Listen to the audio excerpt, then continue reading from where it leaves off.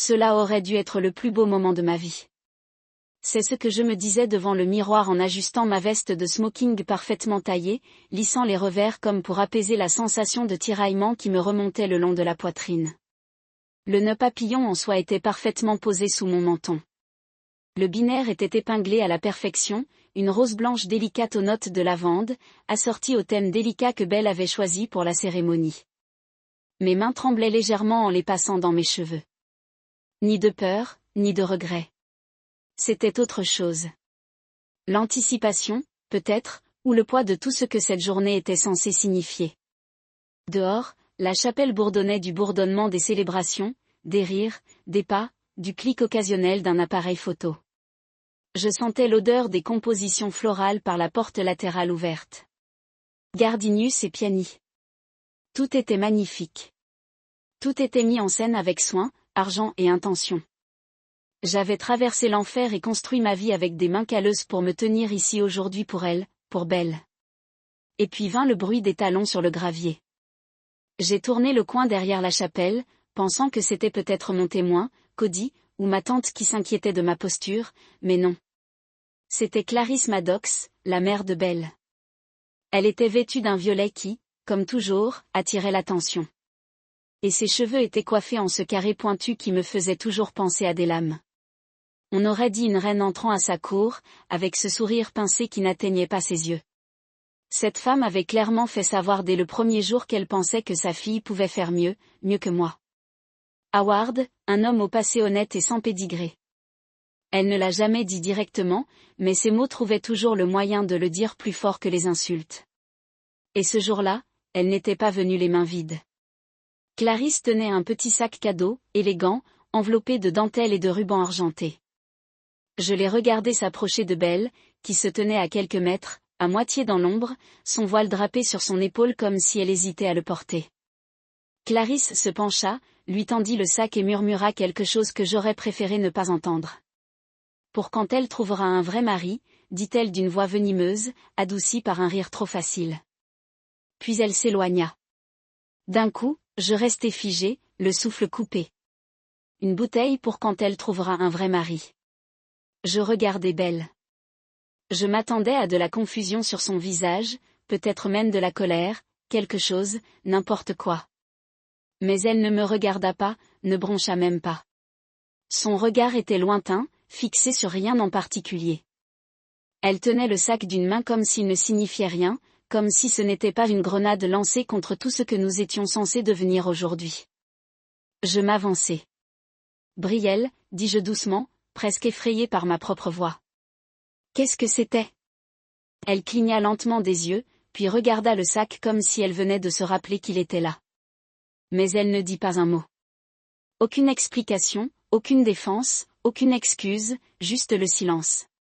Ce genre de silence qui s'éternise au point de devenir un verdict. Ma fiancée, la femme avec qui je pensais passer l'éternité, se tenait là, immobile, froide, immobile.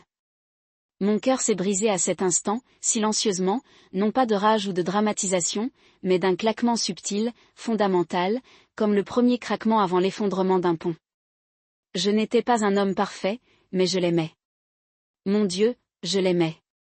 J'ai mémorisé sa façon de remettre ses cheveux derrière son oreille quand elle réfléchissait, sa façon de se mordre l'intérieur de la joue quand elle avait envie de rire dans des moments sérieux. Je savais combien de sucre elle aimait dans son café, et quels épisodes de Friends elle regardait quand elle avait besoin de réconfort. Je pensais la connaître. Mais à cet instant, j'ai réalisé que je ne connaissais que la version d'elle qui était à mes côtés quand tout était facile.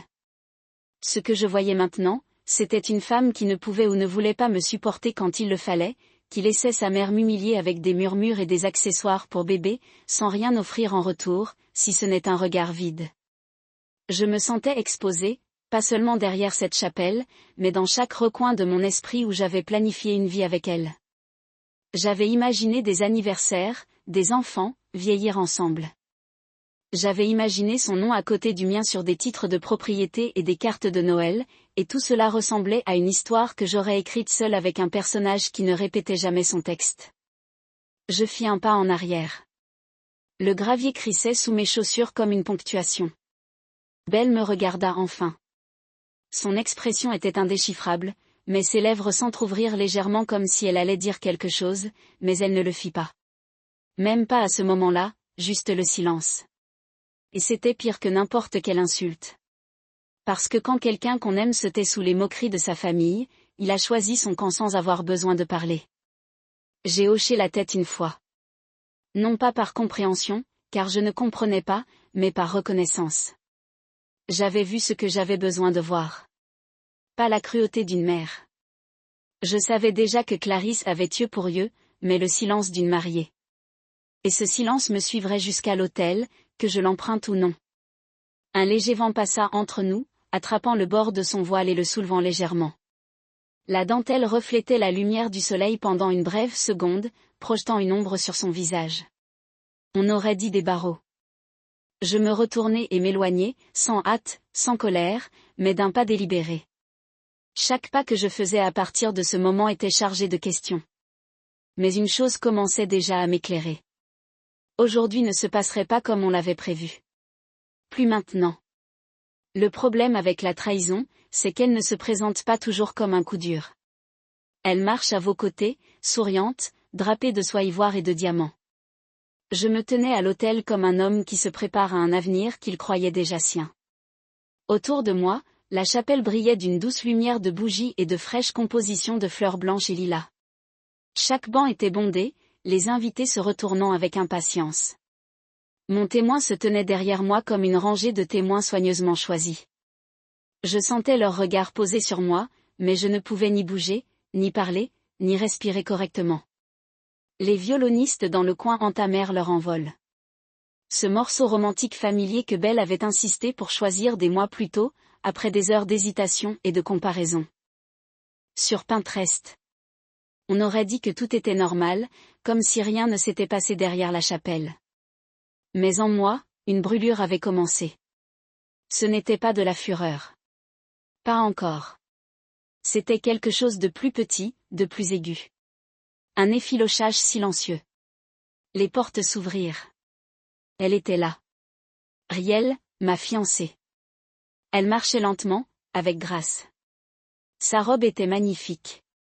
Bien sûr, elle avait bien choisi l'élégance simple avec une longue traîne et des perles délicates qui scintillaient juste assez pour attirer le regard sans le supplier. Son voile était maintenant tiré vers l'avant, cachant le visage que j'avais cherché derrière la chapelle quelques instants plus tôt.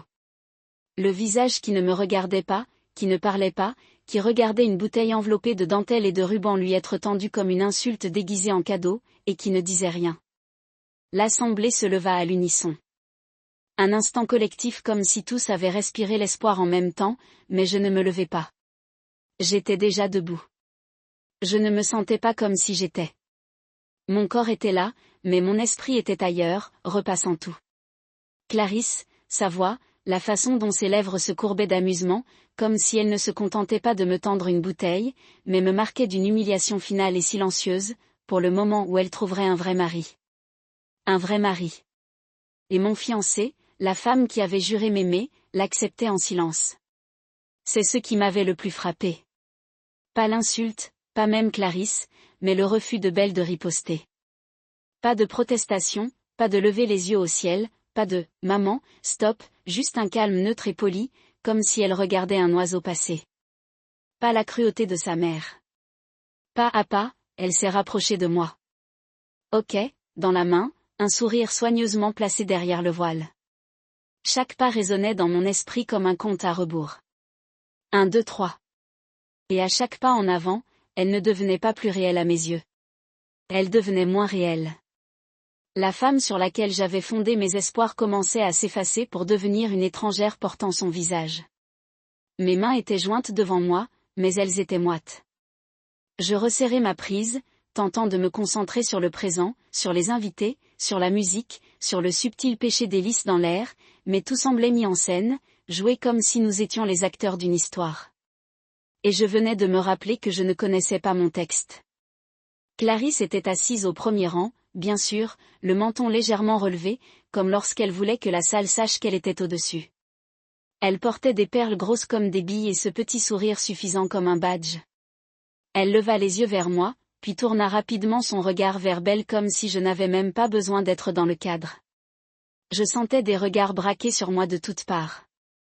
Le sourire fier d'Antilda. Mon frère Malcolm hocha la tête fermement. Jonah, mon meilleur ami, se pencha légèrement sur le côté pour mieux voir, pensant probablement, zut, elle est magnifique. Et c'était le cas. Mais les belles choses peuvent quand même faire mal. Une rose a des épines. Un diamant peut se briser. Une robe peut cacher un silence plus tranchant qu'une lame. Elle atteignit l'autel. Je tendis machinalement la main pour la prendre. Elle était froide. Ou peut-être la mienne l'était-elle. Nos doigts s'entrecroisèrent comme des inconnus sur un défi. Je baissai les yeux vers la bague que j'allais lui offrir. Un symbole, une promesse, et je me demandais à cet instant de qui j'étais tombé amoureux. Qui était cette femme debout à côté de moi maintenant? Le prêtre s'avança, sourit, nous accueillit tous. Il avait cette voix apaisante, celle qui apaise habituellement les nerfs, apaise les tensions, mais je ne l'entendis pas. Ses paroles n'étaient qu'un bruit de fond. J'étais trop concentré sur la pression qui montait dans ma poitrine, sur le tonnerre dans mes oreilles qui ne provenait ni des violons ni des applaudissements. C'était quelque chose d'intérieur, quelque chose qui essayait de se libérer. Belle resta parfaitement immobile. Pas un tremblement, pas un seul regard dans ma direction. Son visage était serein, insensible à la tempête qui se déchaînait en moi. Elle avait l'air préparée, posée, non pas comme une amoureuse, mais comme quelqu'un acceptant une offre qu'il n'avait aucune intention d'honorer. J'ai scruté ses yeux sous le voile, cherchant quelque chose. Des excuses, des regrets, même de la culpabilité, rien. Et soudain, j'ai eu envie d'interrompre la cérémonie. Non pas par colère, pas encore, mais parce que j'avais envie d'appuyer sur pause. J'avais envie de lui demander, pourquoi n'as-tu rien dit? Je voulais qu'elle reconnaisse ce qui s'était passé derrière la chapelle, qu'elle m'avait vue, que j'étais importante, qu'elle n'était pas une simple spectatrice silencieuse dans le théâtre de sa mère, mais qu'elle ne parlait pas, et que cela, plus que tout, m'avait tout dit. La musique ralentit, se fondant dans le silence. Le prêtre ouvrit son livre. J'ai dégluti difficilement et jeté un coup d'œil à la foule. Tous ces gens venus célébrer l'amour, l'engagement, la confiance, et tout ce que je pouvais penser était, ils ne savent pas. Ils ne savent pas que la femme debout à côté de moi s'est laissée moquer de moi. Qu'elle tenait un symbole d'insulte et ne l'a pas lâché. Qu'elle a préféré le silence à la défense. Je me suis retourné vers Belle. Elle a légèrement incliné la tête, comme si elle attendait que je sourie, que je joue mon rôle, que j'avance comme si de rien n'était, comme jamais rien ne se passe quand Clarisse Maddox obtient gain de cause. J'ai souri, mais pas pour elle. Pour moi, car dans ce sourire, j'ai senti le début d'une décision se former dans ma poitrine. Une fracture se transformant en une ligne que je devrais peut-être franchir. Pas aujourd'hui, pas tout de suite, mais bientôt. Bientôt. La voix du prêtre s'éleva comme une marée lente, calme et confiante, nous guidant à travers les premiers mots de la cérémonie. Je restai immobile à côté de Belle, entendant tout et rien à la fois. La chapelle semblait se brouiller. Des arches fleuries, des bougies vacillantes et des invités entassés sur les bancs comme des spectateurs à un spectacle dont ils ignoraient l'existence. J'aurais dû être concentré. C'était le moment où j'étais censé me pencher, sourire doucement à la femme que j'aimais et savourer chaque mot comme une promesse sacrée. Mais tout ce que j'entendais, c'était la voix de Clarisse Maddox qui résonnait au creux de mon esprit, attendant le moment où elle trouverait un vrai mari. Et pire encore que cette cruauté suffisante et délibérée, c'était le silence qui suivit. Le silence de Belle. Ma femme. La femme qui, un jour, préparait des tacos avec moi à minuit en riant en pyjama. La femme que je tenais dans mes bras pendant les orages parce qu'elle n'admettait jamais avoir peur du bruit. Elle me regardait comme si j'étais chez moi. Mais maintenant, elle ne me regardait même plus. Je me tournai légèrement, scrutant son visage derrière le voile, espérant, attendant, juste une fois. J'avais besoin que son regard croise le mien et dise silencieusement, « Je suis désolé. Je vais arranger ça. Je sais que tu as mal agi. » N'importe quoi. Un éclair de reconnaissance, une poignée de main, même un tremblement, mais je n'obtins rien. Son regard était droit devant, son expression indéchiffrable, ses mains fermes, sa posture parfaite. Elle aurait pu être sculptée dans la pierre. Non pas une mariée au bord de l'éternité, mais une actrice dans la scène finale d'une pièce dont j'ignorais avoir été choisie. Le prêtre poursuivit, le mariage est une alliance sacrée, un lien formé non seulement d'amour, mais de vérité, de confiance et de force partagée. J'avais envie de rire, pas à voix haute, pas avec cruauté. Mais l'ironie de ces mots me serrait la poitrine. Vérité, confiance, force. Ma compagne, celle qui devait me protéger du monde, était restée immobile pendant que sa mère essayait de me réduire à l'imbécile. Et maintenant, elle faisait comme si de rien n'était. Sa performance était impeccable. Mais j'avais déjà vu derrière le rideau. Une tempête se préparait en moi. Douce au début, mais réelle. Le genre de rage qui commence comme une bourrasque sous les côtes, se serre comme un poing dans le ventre, puis se propage comme un coup de tonnerre sous la peau. Je la sentais monter, pressuriser l'espace autour de mon cœur. Ce n'était pas encore de la rage. La rage vient plus tard. C'était sa sœur plus discrète, la clarté, et la clarté est toujours la forme d'émotion la plus dangereuse, car elle ne bronche pas. Clarisse était assise au premier rang, la tête penchée avec cette suffisance supérieure qu'elle portait comme un manteau de créateur. Elle avait la posture d'une femme qui pensait avoir gagné, qui croyait qu'en me qualifiant d'indigne par des murmures et des moqueries en dentelle, elle m'avait acculé au silence. Ses yeux se posèrent sur moi un instant, me jaugeant, me mettant au défi de réagir. Je la fixai droit dans les yeux. Je ne sciais pas, car quelque chose en moi était en train de changer. L'homme qui avait passé des mois à préparer ce jour, qui avait râlé auprès des traiteurs, qui avait payé l'éclairage supplémentaire que Belle voulait pour ses photos, qui avait créé une playlist sur mesure pour la réception parce qu'elle avait un jour pleuré en écoutant la chanson « Inoubliable ». Il se défaisait, ni brisé, ni blessé, ouvrant simplement les yeux pour la première fois depuis longtemps. Le prêtre nous demanda de nous donner la main. Belle tendit la sienne avec un doux sourire sous le voile, comme si elle était sur cul. J'hésitai une demi-seconde avant de la prendre. Sa peau était chaude, ferme. Il n'y avait aucun tremblement, aucune incertitude. Elle ne serra pas la main, juste la serrant avec douceur, poliment, comme si elle serrait la main de quelqu'un dont elle se souvenait à peine du lycée. J'avais imaginé ce moment de 1000 façons différentes. Dans chacune d'elles, nous étions connectés. Pas seulement physiquement, mais aussi émotionnellement, mentalement, spirituellement, une équipe, une unité, un nous. Mais là, ça ressemblait à un accord en cours de finalisation. Une transaction discrète. 2 signatures sur une ligne pointillée où l'une avait lu les petits caractères et l'autre venait juste de s'en rendre compte. J'ai balayé la salle du regard. Les invités regardaient avec un cœur dans les yeux, des parents souriants et en larmes, des amis hochant la tête avec affection. Ils croyaient tous à ce qu'ils voyaient, mais ils n'entendaient pas le silence derrière le voile. Ils n'ont pas entendu ce que j'ai entendu. Et ce que j'ai entendu, c'était une question.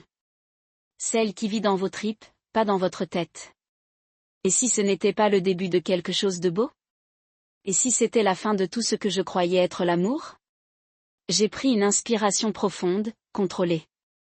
J'avais pratiqué des techniques de respiration pour ce jour-là.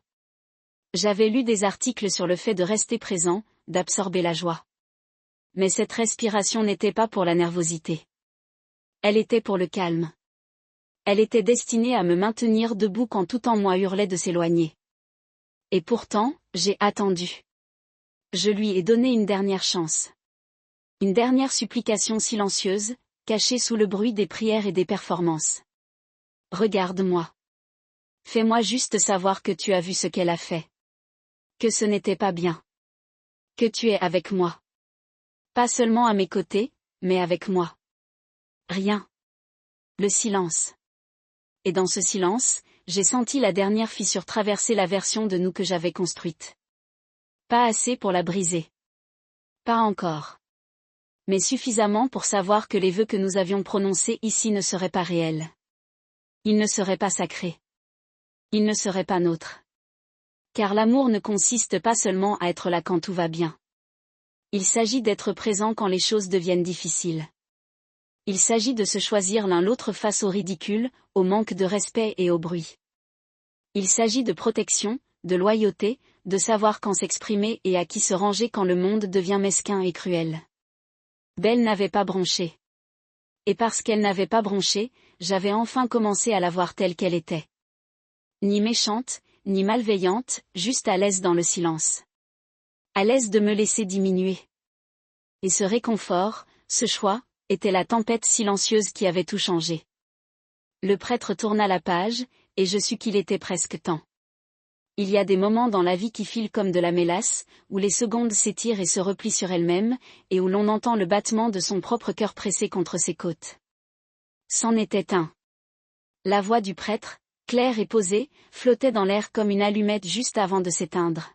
« Marcelu Ward, veux-tu prendre Belle Maddox pour épouse légitime ? Pour l'avoir et la tenir, dans la maladie comme dans la santé, pour le meilleur et pour le pire, dans la richesse comme dans la pauvreté, pour l'aimer et la chérir, jusqu'à ce que la mort vous sépare. » 10 mots. C'était tout ce qu'il fallait. 10 mots seulement et le marché serait scellé. Une vie de promesses signée sur la ligne pointillée d'un simple « oui ». Tout le monde attendait. Le silence était empreint d'attente. Sacrément épais. Je sentais 100 regards me brûler. Mes garçons d'honneur étaient figés sur place. Le quatuor à cordes tenait ses archets en l'air, attendant le signal pour frapper la prochaine note de joie. Les invités se penchaient légèrement en avant.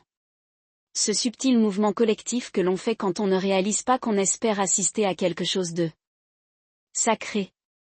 Ma mère, assise au premier rang, tenait un mouchoir sur ses lèvres, les yeux vitreux. Mon cousin Jonah me fixait comme s'il savait que quelque chose clochait, mais qu'il ne pouvait pas le nommer. Et Clarisse, mon Dieu, Clarisse, s'est assise, les bras croisés sur ses genoux, la tête juste assez penchée pour exprimer la confiance sans suffisance. Mais je pouvais le voir, la moue de ses lèvres, l'éclat de triomphe dans ses yeux. Belle se tenait à côté de moi, parfaite dans son silence, belle, posée et totalement déconnectée. Elle ne m'a pas serré la main. Elle ne m'a pas regardé. Elle n'a même pas bronché. J'avais attendu qu'elle me montre quelque chose, n'importe quoi qui me ramènerait à l'amour que j'avais si fort serré dans ma poitrine ces 3 dernières années. Je lui avais tout donné, et je lui aurais donné davantage. Mais quand sa mère m'avait humilié derrière cette chapelle, Belle n'a rien dit. Et depuis, son silence avait été plus fort que n'importe quel vœu qu'elle aurait pu prononcer dans cette pièce. J'ai pris une inspiration. Le genre de souffle qui va plus loin que les poumons. Le genre qui pénètre dans la colonne vertébrale et stabilise le sol sous vos pieds. Je n'ai pas regardé le prêtre. Je n'ai pas regardé Clarisse. J'ai regardé Belle. J'ai posé mes yeux sur elle comme pour lui dire au revoir. Pas seulement à elle, mais à l'homme que j'avais essayé d'être pour elle. Et puis j'ai souri. Pas le doux sourire reconnaissant d'un marié en paix. Non, c'était le sourire d'un homme enfin réveillé, qui avait enfin dépassé l'illusion, les moments choisis, les pulls assortis pour les fêtes et les vacances parfaites sur Instagram. C'était le sourire de quelqu'un qui venait de se frayer un chemin hors du brouillard et de réaliser qu'il se tenait dans une pièce pleine de miroirs, dont aucun ne reflétait la vérité. Et puis j'ai dit, non. Le mot a claqué dans la chapelle comme un arbre qui se brise sous l'orage. Non, ai-je répété fermement cette fois. Parce que je mérite une femme qui ne bronche pas quand sa propre mère m'humilie. Des halètements. Quelques cris étouffés. Un homme au fond a toussé.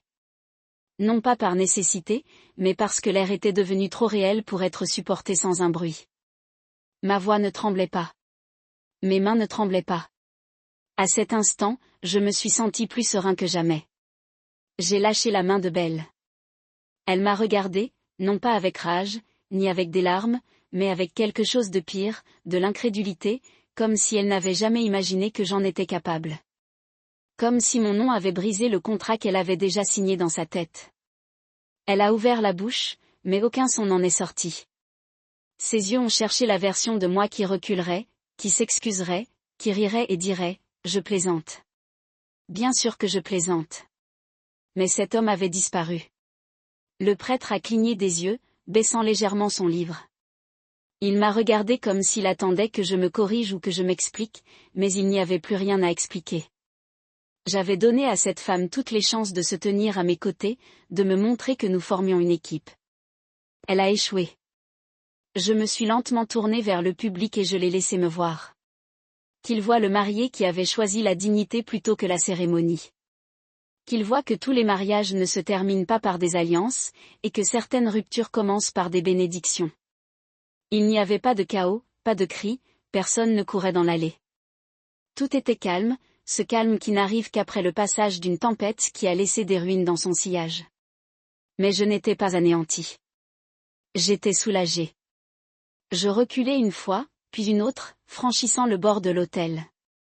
Le bas de la robe de Belle murmura contre le parquet tandis qu'elle bougeait, mais elle ne dit toujours rien. Son silence, autrefois une arme, n'était plus qu'une confession muette. Je ne me précipitai pas. Je me tournai vers l'allée latérale et commençai à la parcourir lentement, d'un pas posé. Mes pas résonnèrent sur le carrelage de marbre, plus fort que la voix du prêtre ne l'avait jamais été. Je sentis la chaleur de tous les regards braqués sur moi tandis que je croisais des parents stupéfaits et des amis muets. À mi-chemin de l'allée, je jetai un coup d'œil en arrière, non pas à Belle, mais à Clarisse. Elle était figée, son sourire narquois disparu. La reine avait perdu sa couronne. Et pour la première fois depuis que je la rencontrais, Clarisse Maddox paraissait sincèrement incertaine. Et je me suis sentie libre. Je n'ai pas quitté la chapelle tout de suite. Je me tenais au milieu de l'allée, dos à l'autel, le poids de chaque regard hébété se posant sur moi comme un second smoking. Ma respiration était régulière, mon pouls calme. Je m'attendais au chaos, aux accusations, peut-être même à ce que quelqu'un se précipite pour m'arrêter. Mais le silence était épais, continu, respectueux. Tout le monde attendait de voir ce que j'allais faire ensuite. Et moi aussi. J'ai fouillé dans la poche intérieure de ma veste de smoking. Mes doigts l'ont trouvé facilement. Le délicat sac enveloppé de dentelle que Clarisse avait remis à Belle avant la cérémonie. Je l'avais pris quand personne ne regardait, je l'avais glissé comme un souvenir. Non pas par désir de le chérir, mais parce que je savais qu'il pourrait bien briser l'illusion que nous prétendions tous ne pas se fissurer. Je me suis retournée lentement, reculant vers l'autel. Chaque pas résonnait comme la ponctuation d'un discours que je n'avais pas encore écrit. Le prêtre semblait perplexe, tenant son livre légèrement levé comme pour se protéger de ce qui allait arriver. Belle n'avait pas bougé. Elle se tenait là où je l'avais laissée. Ville était toujours baissée, sa posture toujours posée, mais je voyais ses mains. L'une tremblait. De retour devant, je ne lui fis pas face. Je me tournai vers l'auditoire. Je levai lentement le petit sac enveloppé de dentelle, le laissant voir à l'assemblée. Un frisson de confusion parcourut les bancs, sourcils froncés, tête penchée, une lueur de spéculation dans les yeux de quelques invités. J'ai dit d'une voix forte mais douce que c'était ce que j'avais reçu aujourd'hui de la femme que j'étais censée appeler ma famille. Clarisse remua sur son siège, mais ne dit rien. Pas encore. Elle ne s'attendait pas à ça. Je déballai la dentelle avec précaution, comme si je dévoilais quelque chose de sacré. Puis je la sortis. Un biberon rose teinté, décoré d'un ruban bon marché. Du genre qu'on trouve dans une boutique de farce et attrape ou qu'on glisse dans un panier de fête prénatale. Mais ce n'était pas pour un enfant. Ce n'était pas pour célébrer une nouvelle vie. C'était une arme déguisée en dentelle. Je la brandis pour que tout le monde la voie bien.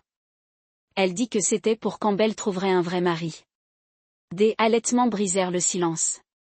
De faibles murmures. Quelques soupirs stupéfaits. L'une des demoiselles d'honneur de Belle porta les mains à sa bouche. Mon meilleur ami Jonah laissa échapper un soupir qui ressemblait à une malédiction. Tante Tilda serrait le pendentif contre son cou comme s'il pouvait la rattacher à la réalité. Belle ne disait rien. Clarisse restait figée. Je me tournai vers le prêtre, m'approchai de lui et lui déposai délicatement la bouteille dans les mains. Je ne sais pas où elle est, dis-je. Mais elle n'est pas à moi. Le prêtre regarda la bouteille comme si elle l'avait brûlée, mais il hocha la tête et la glissa dans les plis de sa robe. Ses yeux étaient écarquillés, mais il n'y avait aucun jugement, juste la conscience naissante que quelque chose de sacré avait déjà été brisé bien avant qu'il ne pose la première question. Je regardai ensuite Clarisse. Elle croisa mon regard. Enfin. Et son visage, habituellement crispé et d'une précision suffisante, se fendait. Pas assez pour révéler sa vulnérabilité, non, mais assez pour trahir qu'elle n'avait pas prévu ce moment. Elle ne s'attendait pas à ce que je parle, à ce que je m'élève au-dessus de sa cruauté sans la lui renvoyer au visage avec les poings ou la fureur. Elle s'attendait à de la soumission. Elle s'attendait au silence. Mais j'ai appris que le silence était une forme de violence en soi. Alors, je me suis tournée vers Belle. Tout homme rêve d'être aux côtés de la femme qu'il aime et de savoir qu'elle le protégera quand il le faudra, ai-je dit. Mais aujourd'hui, je me suis retrouvée à tes côtés et j'ai réalisé que j'étais seule. Son voile a légèrement bougé. Elle ne pleurait pas. Ses yeux étaient rouges, mais secs. Peut-être y avait-il des mots derrière, mais ils ne sont jamais venus. Et c'était peut-être la réponse ultime dont j'avais besoin. Je me suis éloignée d'elle et j'ai de nouveau parlé à la foule. Il n'y a rien de mal à désirer l'amour, à rêver de mariage. Mais quand on laisse passer le manque de respect, quand on normalise l'humiliation en échange du maintien de la paix, on apprend aux gens comment nous traiter. Et je n'apprendrai à personne que je suis un homme qui accepte les moqueries en smoking. Quelqu'un applaudit. Une seule fois. Je ne regardais pas. Une autre personne suivit, puis d'autres. Des applaudissements lents et inattendus. Pas rock, pas déchaînés, mais empreints de quelque chose d'inattendu. Du respect. Peut-être de la compréhension. Peut-être même de la libération, autant pour eux que pour moi. Clarisse serra les mâchoires. Son regard se posa sur Belle, comme si c'était encore possible. Mais ce n'était plus le cas. Plus maintenant. Je jetai un dernier regard à l'autel, l'arche plantée en dessous, décorée de roses attachées à la main, la lumière des bougies vacillant comme si elle hésitait à continuer de brûler. J'avais rêvé d'y prononcer mes vœux. J'avais imaginé embrasser Belle et entendre des acclamations et des rires. J'avais imaginé une vie construite à partir de cet instant précis. Mais cette version de la vie était un mensonge, et je ne voulais plus porter la peau d'un homme qui ne connaissait pas sa valeur. J'adressai un dernier signe de tête au prêtre. Un merci silencieux. Puis je me suis retournée et je suis partie. Cette fois pour de bon. Sans précipitation, sans honte, juste un départ serein, comme si je descendais d'une scène à laquelle je n'avais jamais accepté de participer. La bouteille avait été leur cadeau. Mais partir avec ma dignité, c'était la mienne. Mes chaussures claquaient doucement contre l'allée de marbre tandis que je m'éloignais de l'autel. Mais dans mon esprit, cela ressemblait au tonnerre. Pas au chaos. Juste le genre de tonnerre qui gronde après un long silence. Faisant trembler le sol sous des vérités trop longtemps enfouies. Je ne me suis pas retournée. Je n'ai pas regardé Belle, Clarisse ou le prêtre qui tenait encore ce biberon à deux mains comme si c'était radioactif. J'ai juste marché, les épaules en arrière, le menton relevé. Ma colonne vertébrale semblait plus longue, comme si elle s'était détendue après des années d'humilité forcée. Pendant quelques secondes, la pièce est restée complètement silencieuse. J'entendais le craquement d'un banc en bois, le léger mouvement de quelqu'un croisant les jambes. C'était le genre de silence avec lequel les gens ne savent pas s'asseoir, mais moi, j'y arrivais. J'avais vécu avec le silence. J'avais dîné en silence. J'avais dormi à côté, appris à l'avaler sans m'étouffer. À mi-chemin de l'allée, j'ai aperçu mon témoin, Cody, figé comme si on lui avait versé de la cire dans le dos. Ses mains tenaient encore lâchement l'écrin de velours qui avait autrefois contenu ma bague. Il ne bougeait pas. Personne ne bougeait, sauf ma tante Tilda, qui serrait ses perles comme des chapelets. Ses yeux étaient écarquillés par un mélange d'horreur et d'émerveillement, comme si elle assistait à la fois à un drame et à une résurrection. Et puis c'est arrivé. Un coup de poing. Un seul. Un seul coup délibéré qui a coupé la tension comme une allumette dans une grotte. J'ai tourné légèrement la tête pour en saisir la source. Malcolm, mon frère aîné. Il se leva lentement, ses larges mains se joignant à nouveau. Un autre coup de poing, puis un autre, sans précipitation, sans hésitation. Chacun tombait lourdement. Il n'était pas un homme bavard, mais ses mains, elles, parlaient fort. Quelqu'un d'autre le rejoignit. Jonah, mon meilleur ami depuis la licence, se leva et applaudit. Son expression oscillait entre soulagement et fierté. Il hocha la tête une fois lorsque je croisai son regard. Une seule fois, mais ça fit l'effet d'une étreinte. Le genre de câlin qu'on n'a pas besoin d'expliquer. Les applaudissements se répandirent lentement, comme si les gens inspectaient la salle pour s'assurer qu'il était sécuritaire de l'approuver. Mais comme personne ne m'interpellait, comme si personne n'essayait de me ramener de force à cet hôtel pour recoller les morceaux, le bruit commença à monter. Un tonnerre d'applaudissements. Pas le genre de célébration qu'on entend après un baiser et la déclaration d'union. Non, c'était différent. Ce n'était pas pour la fin. C'était pour le choix. Certains invités restèrent debout, d'autres assis, applaudissant d'une main hésitante. Même la violoniste s'essuya les yeux et se mit à applaudir, son archet reposant mollement sur ses genoux. Je pense que peut-être, d'une certaine manière, il savait. Peut-être avait-il entrevu ce qui se cachait derrière le sourire parfait de Belle et la grâce mondaine de Clarisse. Peut-être qu'il s'était assis dans des dîners où on m'a parlé, poliment toléré, mais jamais vraiment accueilli. Et peut-être qu'à ce moment-là, ils m'ont finalement vu. Clarisse n'a pas applaudi. Bien sûr, elle ne l'a pas fait. Elle s'assit raideur, les yeux étroits, la bouche pressée dans une ligne pâle. Ses bras restent pliés, les perles à sa gorge immobile. Elle ressemblait à une statue, royale, furieuse et profondément menacée. Parce que je ne m'éloignais pas de sa fille. Je m'étais éloigné de ses règles, de son contrôle, de son règne subtil sur une famille qui applaudissait sur le commandement et souriait à travers des insultes. Belle, toujours à l'hôtel, n'avait pas bougé. Elle n'a pas pleuré. Elle n'a pas couru après moi. Elle regarda simplement l'espace que j'avais laissé derrière lui comme si cela la confondait. Comme si elle attendait toujours une ligne qui n'était jamais venue. Ce moment où je me briserais, me ramperais, prendrais sa main et chuchotais que je pardonne à tout si elle me regardait juste dans le bon sens. Mais je ne l'ai pas fait. Parce que je savais quelque chose maintenant que je ne savais pas quand j'ai boutonné ce smoking et affixé ma cravate dans le miroir ce matin. L'amour ne devrait jamais vous obliger à rétrécir. L'amour ne devrait jamais avoir envie de jouer sur une scène où le public applaudit pour quelqu'un que vous prétendez être. J'ai atteint la fin de l'allée. Les portes, larges et grandes, se sont tenues devant moi comme une passerelle vers une vie différente.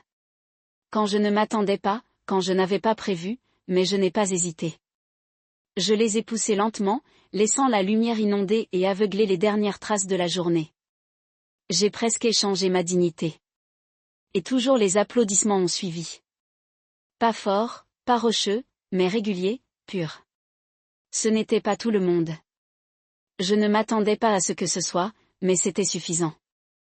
Assez pour me rappeler que faire la bonne chose, même quand on a envie de sauter sans filet, peut toujours vous atterrir dans un endroit solide. À l'extérieur, le vent a attrapé le bord de ma veste. L'air était plus frais que je ne me souvenais. Croustillant comme l'automne s'était glissé tôt pour nettoyer la chaleur de tout ce qui précédente. Je me tenais sur les marches de l'église un instant, regardant les voitures garées, le chemin de la ligne de fleurs, le monde qui continuait de se détourner des murs que je viens de secouer. Derrière moi, les applaudissements se ramollissaient, puis s'évanouissaient et je me tenais toujours, pas brisé, pas amer, mais libre. J'ai tendu dans ma poche et j'ai sorti mon téléphone. L'écran était jonché de notifications, de textes d'amis, probablement peut-être de quelques appels. Je ne les ai pas encore vérifiés. J'ai juste éteint le téléphone et je l'ai glissé dans ma poche. Tout n'a pas eu besoin d'être dit en ce moment. Certaines choses sont ressenties en premier. Laissez le monde rattraper plus tard. Ma voiture était garée à quelques pâtés de maison. J'avais délibérément choisi le terrain lointain. Vouloir faire une entrée silencieuse plus tôt, pas faire un remous. C'est drôle comment ce plan avait complètement tourné. J'ai commencé à marcher lentement, des chaussures grillant du gravier. Quelques invités ont filtré derrière moi, des gens que je connaissais à peine. Une femme que j'avais rencontrée une fois lors d'un dîner en famille a appelé doucement « Marcélie, je suis désolée, mais bon pour toi ». J'ai hoché la tête. C'était tout ce dont j'avais besoin. Juste quelques voix honnêtes et une foule de performances. Parce que je ne m'éloignais pas d'un mariage. J'étais retournée vers moi. La chambre d'hôtel était calme. Trop calme.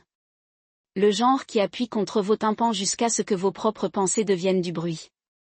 Je me tenais près de la fenêtre, toujours dans mon smoking, quelques heures après que les portes de la chapelle s'étaient fermées derrière moi. Les revers en satin étaient ridés maintenant, la cravate légèrement desserrée, mais je n'en avais pas enlevé, pas même les chaussures. C'était comme une perte. Cela signifierait que la journée était vraiment terminée, et je n'étais pas prêt pour ça. Mon téléphone a bourdonné pour la 5e fois en moins de 2 minutes, éclairant la table basse à côté de la bouteille de champagne intacte. Pas de Belle, pas même de Clarisse, mais de tout le monde, des amis, des cousins, des collègues, même quelques personnes à qui je n'avais pas parlé depuis des années. Des gens qui étaient là. Les gens qui avaient entendu. Les gens qui l'avaient vu se produire et ne pouvaient pas prétendre qu'ils ne ressentaient pas quelque chose dans leur propre intestin grand ouvert. Je ne me suis précipité pour répondre à aucun d'entre eux. Au lieu de cela, je coule sur le bord du lit et laisse le poids du silence s'installer. Mon corps avait l'impression de courir toute la journée. Même si tout ce que j'avais fait était de marcher, s'éloigner d'une femme, d'une famille, d'une vie que je pensais vouloir. C'était étrange. Ce sentiment, pas le chagrin, pas la culpabilité, quelque chose de plus silencieux, quelque chose de plus stable, comme la paix essayant une nouvelle tenue à l'intérieur de ma poitrine et demandant, pouvez-vous vivre avec ça? Il n'y avait pas de larmes. Pas de moi, juste la respiration, longue, même les respirations nécessaires. Les messages ont continué à affluer. J'ai finalement décroché le téléphone et je les ai parcourus lentement. Allez. Il avait l'air soulagé.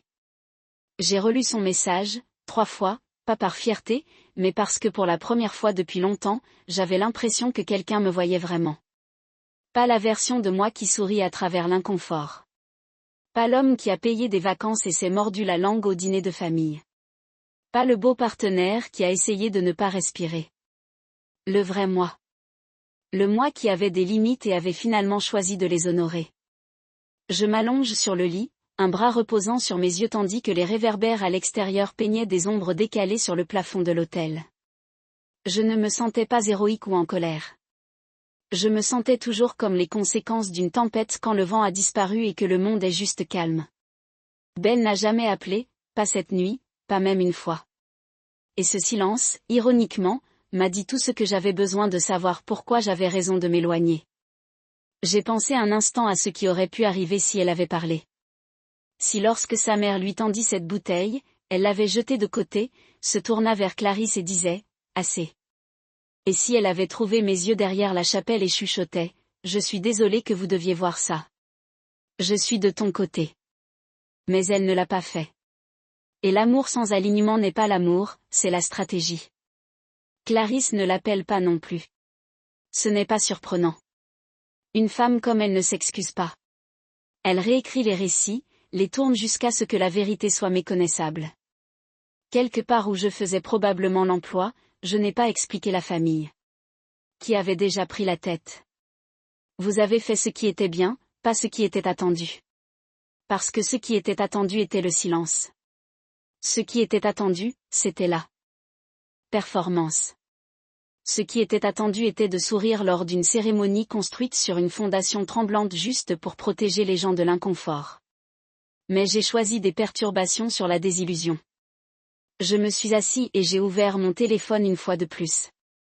Pas de nouveaux messages. J'ai tapé Cameron et tapé « Merci ».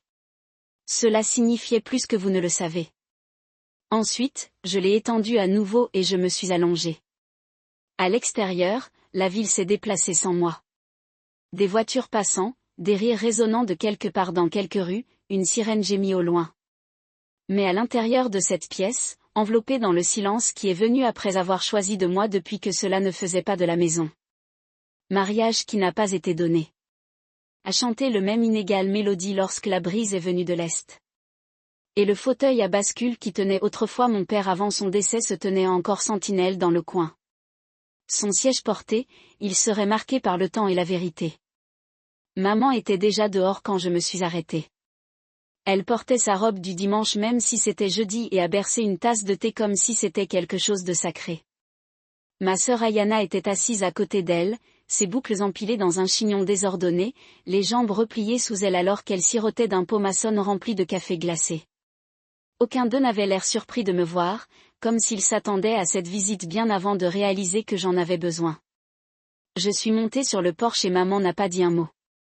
Elle a juste atteint vers la porte de l'écran et l'a ouverte avec son pied comme elle le faisait toujours, signalant « Entrez, bébé ». Mais je ne suis pas entrée à l'intérieur. Je me suis assis sur le pas supérieur à la place, tirant au nœud dans ma gorge jusqu'à ce qu'il se dissout dans la respiration. Mon costume a disparu depuis longtemps. Je portais un simple t-shirt noir et un jean, mais je me sentais toujours vêtue de sa maman. Le poids de ce que j'avais fait, ce que j'avais laissé derrière, ce que j'essayais encore de comprendre. « Tu es prêt à parler ?» demanda Ayana doucement. « Non, dis-je. Pas encore. Ils m'ont laissé m'asseoir là en paix. C'était la chose chez les femmes qui vous aimaient vraiment. Ils savaient quand remplir l'espace et quand le garder. C'est ma mère qui a d'abord rompu le silence. Elle ne m'a pas regardé quand elle a parlé. N'avait pas besoin de le faire. Ses yeux sont restés sur les arbres se balançant au bord de sa cour. J'ai entendu ce que tu lui as dit, a-t-elle murmuré. J'ai entendu parler de la bouteille, le nom, la promenade. J'ai attendu le reste, pour la question, pour le souci, mais cela n'est jamais venu. Juste calme, réfléchi. Pourtant, je pensais que je me sentirais gênée, a-t-elle continué.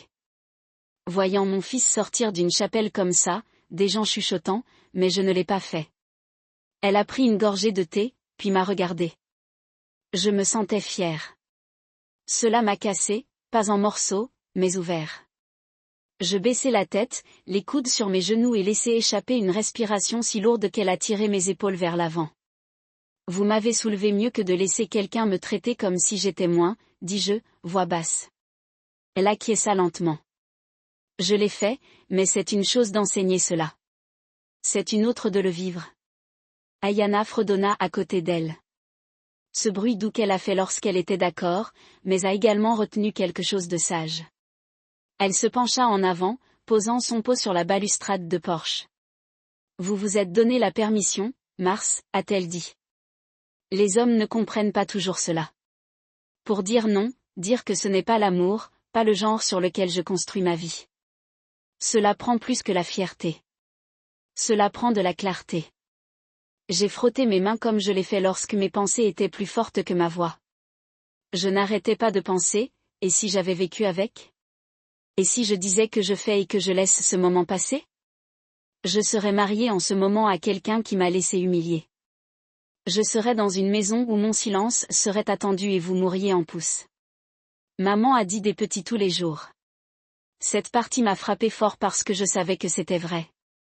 J'ai regardé autour du porche sur les plantes qu'elle avait encore tendance, les coussins qu'elle a remplacés chaque printemps, les carillons éoliens qui étaient là depuis que j'ai 13 ans. Ce porche avait tout vu. Premier pas, premier chagrin, refus collégiaux, offre d'emploi. Cela avait été témoin du devenir de moi, et maintenant il tenait de l'espace pour ma guérison. Retirez-vous l'aimer ? Demanda doucement Ayana. J'ai secoué la tête. Non, je regrette de ne pas avoir prêté attention lorsque l'amour a cessé d'être mutuel. Ils ont hoché la tête comme des femmes qui avaient connu ce sentiment de première main. Elle était belle, ai-je dit. Smart, charmant et j'ai ignoré les petites choses. La façon dont elle ne corrigerait jamais sa mère lorsqu'elle a fait des bites. La façon dont elle riait et changeait le sujet.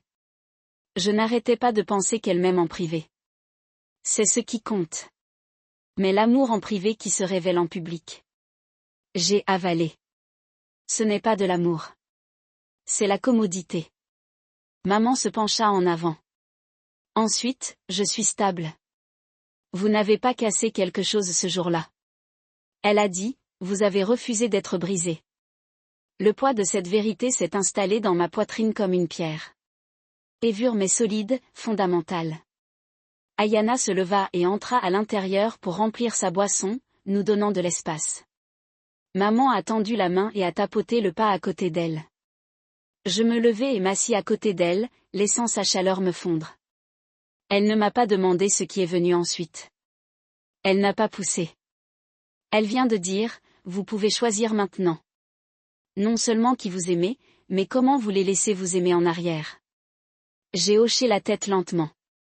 C'était la différence, n'est-ce pas ? Il ne s'agissait pas de trouver quelqu'un pour combler un vide. Il s'agissait de m'assurer de ne jamais remettre le match à quelqu'un pour me brûler à nouveau. Nous nous sommes assis là jusqu'à ce que le soleil commence à se pencher vers l'ouest, peignant le porche en or doux. Je lui ai siroté le thé, laisse-le régler mes os. Laissez-moi me rappeler que parfois la paix n'arrive pas dans de grands gestes. Il apparaît dans des chaises à bascule et un silence partagé. Pour la première fois depuis des jours, je me sentais bien. Pas encore entier, mais sur mon chemin. Les titres du matin ne m'ont pas surpris. Je ne les ai pas cherchés, mais ils m'ont quand même trouvé. Des captures d'écran ont envoyé des SMS par des amis, des liens transmis par des collègues concernés, même une messagerie vocale d'un cousin disant « Vous devriez probablement prendre de l'avance ». Je n'ai pas tout écouté. Je n'en avais pas besoin. Clarisse avait commencé à faire tourner sa version des événements avant même que le soleil ne se lève le lendemain du mariage. Elle avait toujours été douée pour contrôler un récit, souriant à travers ses mensonges, encadrant les légers comme préoccupants et récitant des accusations avec une voix qui pourrait faire fondre le verre. Je n'ai pas été surpris qu'elle m'a peint comme instable. A affirmé que j'avais des pieds froids. J'ai affirmé que j'avais embarrassé Belle devant la famille et les amis d'un désir immature d'être vue. Mais cette fois, je n'ai pas tressailli. Cette fois, je n'ai pas déposé pour corriger l'enregistrement. Je n'ai pas rédigé de longs messages ni appelé des amis communs pour clarifier ce qui s'est réellement passé. Je n'ai pas parlé au blog ni répondu aux étrangers qui ont trouvé mes médias sociaux et inondé mon DMS de conseils, de condoléances et de curiosités. Au lieu de cela, je suis resté silencieux, pas le silence de la peur, le silence du pouvoir. Je me suis réveillé dans mon appartement, fraîchement doublé, de café à la main, et au lieu de me battre pour les contre-coups, j'ai mis mon téléphone en mode avion et j'ai regardé la lumière du soleil glisser sur les planchers de bois franc. C'était beau à sa manière silencieux, comme un ruban d'or s'étendant sur une vie qui avait été récente. Je ne devais à personne une morsure sonore, pas même Belle. Surtout pas Belle. Elle n'avait toujours pas appelé, et honnêtement, je ne m'attendais pas à elle. Peut-être qu'elle n'a pas pu trouver les mots. Ou peut-être qu'elle n'a jamais cru qu'elle me devait. Certaines personnes confondent l'amour avec le droit. Elle pensait probablement que je reviendrais finalement, la quenicher, la recherche d'une fermeture ou d'une deuxième chance. Mais voici à quoi personne ne vous prépare. La paix ne vient pas toujours avec la fermeture. Parfois, cela vient lorsque vous réalisez que l'explication que vous avez désespérément de donner ne servirait que les personnes qui n'alimentaient jamais vraiment votre équipe pour commencer. Clarisse pourrait dire ce qu'elle voulait. Elle l'a toujours fait. Je l'ai laissé. Je laisse les histoires se tordre et se retourner jusqu'à ce qu'ils s'épuisent. Les gens aiment le spectacle, mais ils se lassent rapidement. Et quand la poussière s'est installée, celles qui comptaient, celles qui me connaissaient n'étaient pas dupées. Ils ont envoyé des messages silencieux, ne demandant pas de détails, mais offrant de l'espace pour respirer, pour reconstruire, pour redéfinir. Je suis descendu au café près de chez moi cet après-midi-là, vêtu simplement d'un thé doux et d'un jean, ma barbe un peu plus longtemps que d'habitude. La fille derrière le comptoir cligna des yeux quand elle m'a vue, puis hésita comme si elle ne savait pas s'il fallait en parler. J'ai apprécié cela. Elle a simplement souri et a dit « Eh, Marcélie, tu es habituelle. » « Ouais, dis-je, ma voix calme. »« Merci, Camille. » Je me suis assis près de la fenêtre en regardant la ville se déplacer à l'extérieur. Les couples passaient, les enfants riant, quelqu'un criant dans un téléphone avec des gestes sauvages. La vie implacable et ordinaire. Je ne me sentais pas comme un homme qui venait de faire exploser son propre mariage. Je me sentais comme un homme qui était retourné au centre. Mon pêcheur. Le barista a apporté ma tasse avec une serviette cachée en dessous. Sur la serviette écrite à l'encre douce, il y avait 4 mots qui prenaient une réelle force. Je n'avais pas besoin de demander ce qu'elle voulait dire. J'ai juste souri, soulevé la tasse et hoché la tête. C'est drôle vraiment à quel point la clarté vous rend invisible au bruit qui vous entrait. Il y a quelques mois, je me serais battu pour m'expliquer. Craft le paragraphe parfait, justifier pourquoi je disais non à cet hôtel. Mais maintenant j'ai compris la vérité. Les explications ne sont souvent que des invitations pour que les gens remettent en question votre douleur. Et j'ai fini de publier des invitations. J'ai rentré le chemin du retour après cela à travers le parc, après le jardin communautaire où les personnes âgées ont tendu les fleurs et les tomates avec une fierté tranquille. Je me suis arrêtée et je les ai regardées pendant un certain temps. Il y avait quelque chose de poétique à ce sujet. Les gens nourrissent la croissance à leur propre temps, selon leurs propres conditions. Pas de précipitation, aucune approbation nécessaire. Lorsque je suis arrivée à la maison, j'ai ouvert mon ordinateur portable, pas pour les emails, non pour les nouvelles, mais pour un journal, un espace privé, un document non destiné au goût ou au retweet ou à la validation. J'ai écrit une ligne en haut de la page et je l'ai regardée pendant longtemps. Ce que je n'ai pas dit m'a sauvé plus que tout que j'aurais jamais pu expliquer parce que c'était la vérité. Je n'avais pas besoin de crier ce que Clarisse a fait. Je n'avais pas besoin de raconter comment Belle s'était arrêtée quand elle aurait dû se lever. Je n'avais pas besoin de prouver que j'étais blessée, humiliée, déçue. Les personnes atteintes de profondeur pouvaient le voir. Et les gens sans, eh bien, ils écrivaient toujours leur propre version de votre histoire de toute façon. Plus tard dans la soirée, ma sœur Yona a appelé. Elle n'a pas demandé de mise à jour. Elle vient de dire, ça va? Ouais, répondis-je. Mieux que je ne le pensais. Bien, a-t-elle dit. Parce que vous ressemblez à un homme qui a finalement réalisé que le silence est une phrase avec une période, pas un ellipsus. Cela m'a fait rire. Laissez Ayana pour transformer la poésie en sagesse. Merci de ne pas me demander de tout expliquer, je lui ai dit. C'est à cela que sert le Porsche de maman, a-t-elle répondu. Pas le monde. Et c'était tout. Nous avons parlé d'autre chose après cela. Le jardin qu'elle commençait, un livre qu'elle pensait aimer. Elle n'a jamais mentionné une fois Clarisse ou Belle ou des bouteilles de bébé enveloppées dans de la dentelle parce que nous avions déjà dit ce qui comptait, et plus important encore, nous l'avions entendu. Cette nuit-là, je me suis assis sur mon balcon et j'ai regardé la ville respirer sous moi. Des voitures chuchotaient dans la rue. Quelque part, un chien aboya. Partout ailleurs, un saxophone a joué sur un toit éloigné.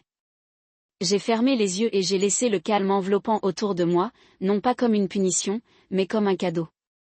Le silence que je craignais autrefois était devenu mon sanctuaire. Et à partir de ce sanctuaire, je pouvais enfin recommencer.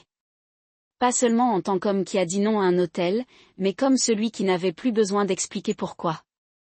La retraite a eu lieu dans les collines juste à l'extérieur de la ville. Un vieux lodge construit à partir de bois et de pierres épurées, entouré de pins qui se tenaient comme de vieux gardes de mémoire et de sens. J'ai été invité par l'ami de Malcolm, un conseiller nommé Victor, qui a mené un week-end annuel axé sur la résilience émotionnelle pour les hommes. Normalement, j'aurais refusé. Je n'ai pas fait de retraite. Je n'ai pas fait de cercle de chaises pliantes et de confessionnal déguisé en sexe de glace, mais quelque chose à propos de celui-ci était différent. C'était peut-être le timing. Peut-être que c'était le silence que j'avais fait la paix avec me demander enfin de parler. Quand je suis entrée dans la grande salle du lodge, je n'ai pas reconnu la plupart des visages.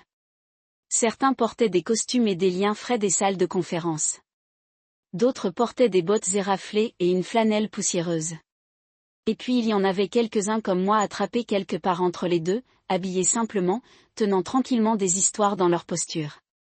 Les hommes portant le poids des attentes, des sacrifices, du silence et des ecchymoses de l'amour qui ne sont jamais tout à fait revenus comme il aurait dû.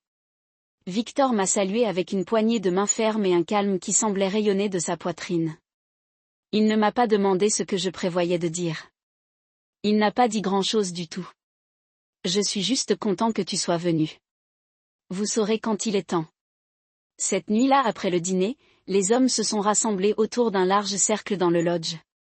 Il n'y avait pas de podium, pas de microphone, juste de l'espace. Le bois de chauffage crépitait dans un foyer de pierre massif, et l'air sentait la pin, la cannelle et quelque chose de chaud et de vieille, comme la confiance en attendant d'être ouverte. Un par un, les hommes se sont levés et ont partagé des histoires sur le divorce, sur le chagrin, sur la trahison qui était habillée en loyauté, sur les moments qu'ils se laissaient disparaître pour que quelqu'un d'autre se sente à l'aise. C'était lourd, mais jamais sans espoir. Et pour la première fois depuis longtemps, je ne me sentais pas comme un homme en dehors de la conversation. J'ai senti une maman. Quand Victor a appelé mon nom, je me suis tenue lentement. Mes paumes étaient sèches, ma colonne vertébrale droite. Je n'ai pas porté de notes. Je n'en avais pas besoin. J'ai regardé autour du cercle aux yeux en attendant, non pas avec jugement, mais avec préparation. J'étais censé me marier, dis-je. Il y a 2 semaines. Quelques têtes inclinées. Un homme chuchota, merde. J'ai souri doucement, pas d'amertume, mais avec le calme qui m'avait trouvé sur le porche de ma mère. Je me tenais à l'hôtel dans un smoking qui coûte trop cher. Devant les fleurs, les amis, la famille et les attentes, puis sa mère lui a offert un cadeau, un biberon enveloppé de dentelle. Dit que c'était quand elle trouve un vrai mari. Un halètement bas s'est déplacé dans le groupe, pas une reconnaissance de choc. J'ai continué. Mon fiancé n'a rien dit, n'a pas ri, n'a pas repoussé, il l'a juste tenu comme si cela ne signifiait rien. Et à ce moment-là, j'ai réalisé que le silence que j'acceptais depuis des années était plus fort que je ne le pensais. Je m'arrêtai, regardant le feu craquer derrière eux. Puis je l'ai dit. Alors, quand le prêtre m'a demandé si je l'avais amenée à être ma femme, j'ai dit non. Le silence dans la pièce n'était maintenant pas en jugement. C'était plein d'autres choses. La révérence, peut-être, ou la mémoire, peut-être les deux. Je n'ai pas dit non à l'amour. J'ai dit non à l'humiliation vêtue d'un smoking. J'ai dit non au silence où il aurait dû y avoir de défense. J'ai dit non à être un personnage d'arrière-plan dans mon propre mariage. Quelques hommes ont hoché la tête lentement. Un homme cligna des yeux rapidement comme s'il gardait quelque chose. Je suis sortie de cette chapelle. J'ai dit, et ce n'était pas facile, mais c'était honnête. Et j'ai réalisé quelque chose après. Ce jour-là, j'ai fait un vœu non pas à une femme, mais à moi-même. J'ai pris une profonde inspiration. J'ai juré de ne plus jamais mendier le respect, de ne plus jamais confondre les performances avec le partenariat. J'ai juré d'arrêter de protéger les gens qui ne me protégeraient pas en arrière. Et j'ai juré que la prochaine fois, s'il y a une prochaine fois, je ne me tiendrai que dans un hôtel à côté de quelqu'un qui sait parler d'amour à haute voix. Même quand il est gênant, j'ai regardé autour du cercle sur les hommes en essuyant leur visage, hochant la tête lentement, les mains repliées sur un jean usé et de vieux regrets. Je n'ai pas eu la cérémonie, mais j'ai eu le vœu. Et ce vœu m'a sauvé la vie. Je me suis assis au silence. Puis un homme s'est levé et a commencé à applaudir. Puis un autre, puis plus. Pas pour le spectacle, non pas pour le drame, mais pour la vérité. Plus tard dans la soirée, alors que l'incendie s'éteignait et que le cercle s'est éclaircissant, un homme du nom de Jordan s'est approché de moi. Il avait l'air de 50 ans. J'étais profondément avec les choses qui ne sont pas dites. Ma fille se marie le mois prochain, a-t-il dit. Je me mords la langue depuis un an parce que son fiancé parle d'elle comme elle est des paysages. Votre histoire m'a donné le courage de lui parler, de ne pas la contrôler, juste pour lui demander si elle va bien. J'ai hoché la tête. C'était suffisant. Un autre homme m'a dit que son ex-femme se moquait de ses rêves, alors il a cessé de les avoir, qu'il n'avait pas dit son nom depuis 5 ans jusqu'à ce soir. Et puis il y avait un jeune gars, peut-être la fin des années 20, qui a simplement chuchoté, « Merci de prouver le nom est un acte d'amour aussi ». Je suis allé dormir cette nuit-là dans une petite salle de lodge sans télévision et sans signal. Juste des pins en train de chuchoter à l'extérieur et le bourdonnement de la paix dans ma poitrine. Je n'ai pas rêvé de Belle. Je n'ai pas reproché le mariage. Je n'avais pas eu de recrue. Parce que le vrai vœu n'a pas été parlé sous une arche de rose ou scellé avec une bague.